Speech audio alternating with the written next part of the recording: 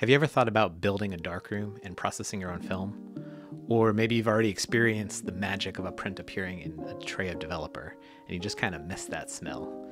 Hey, I'm Justin Morantz, and if you're new to the channel, be sure to subscribe because here we talk about all things photography, film, darkroom, lighting, and so much more. And in this video, we're going to be talking about how to find the parts for your darkroom on a budget.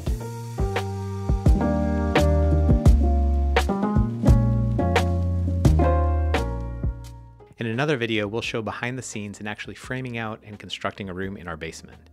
My dad and I started that process in November of 2023, but I began sourcing the elements for this darkroom the previous summer, and this is where it gets interesting. So a little personal history. The last time I stepped inside a black and white darkroom was the spring of 2001. I was a second-year student at RIT, and at that time, this little thing called digital photography started to take over, and now we're 2 decades later, and I'm very happy to be back again where I started, here in the darkroom. So I kind of knew what I wanted this darkroom to look like, and I think this is actually a really good exercise for anyone thinking about building a darkroom, is to actually plan it out. Now, I'm not an expert when it comes to CAD or design software, but I do know Photoshop. And so I began mapping out the footprint for this room using some rough measurements for the parts that I wanted to include. I knew I wanted to have a wet side. I knew I wanted to have a dry side. On the dry side, we were going to have 2 enlargers. We're going to have a little bit of a working area, including a paper cutter, some accessories, some lenses. And then on the wet side, we knew we wanted to have a sink large enough to process and wash up to 16 by 20 prints. And so now the search was on. At first, I wanted this build to come in at under $1,000, but as I began to search for the equipment and quickly started to find out that this might actually be a lot less than I expected. The place I searched the most, and the one I'd recommend, is Facebook Marketplace. I think you need 3 things to be successful in finding great deals on Marketplace. Number 1, patience. Be willing to wait for the items that you're looking for. Be willing to wait for a good deal to come along. Number 2, we're going to call resourcefulness. On Facebook Marketplace, do a search for the item that you're looking for, say an enlarger.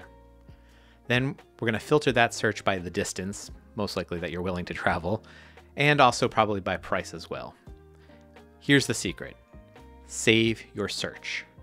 When new items pop up and become available, you'll get notifications from Facebook, and this will help you be one of the first buyers to jump on that. And this brings us to number 3, agility. Be ready and willing to jump when the right listing comes along. Now, I've definitely missed out on my share of great deals when I wasn't paying attention, where I was like the 35th person to message the seller. But more often than not, I reacted quickly, messaged the seller, and I was ready with cash in hand to go pick up the items. Over the course of a 5-month period, I found a beautiful stainless steel sink. I found a Bessler 45V XL enlarger, found multiple timers, trays, print easels, grain focusers, enlarging lenses, and even the door for this room for free. Yes, free, just a little bit of time and a little bit of gas. And the rest, I purchased a couple of complete darkroom setups from other photographers, kept the parts and the pieces that I needed, and then I resold the rest for fair market value. So let's take a look at some of the numbers. Future me here. So editing this video, and I realized that I kind of have to make a confession. I am a total spreadsheet nerd. I love spreadsheets. I love tracking things, so please don't judge me. But if you're like me, leave a comment down below. Now back to the numbers.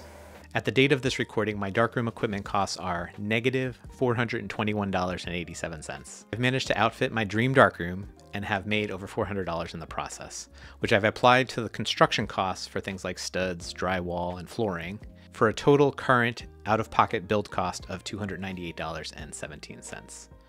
Now, I still have a little bit more to go with some of the mechanicals, things like plumbing, electrical, but hopefully you can see that when it comes to building a darkroom, there's an abundance of used equipment waiting to find a new home. And unlike film and paper, it doesn't have to cost a fortune. If you found this video helpful, please consider hitting the subscribe button and the thumbs up. It really helps the channel grow and helps me create more great photography content for you guys. Thanks so much for watching, and I'll see you in the next video.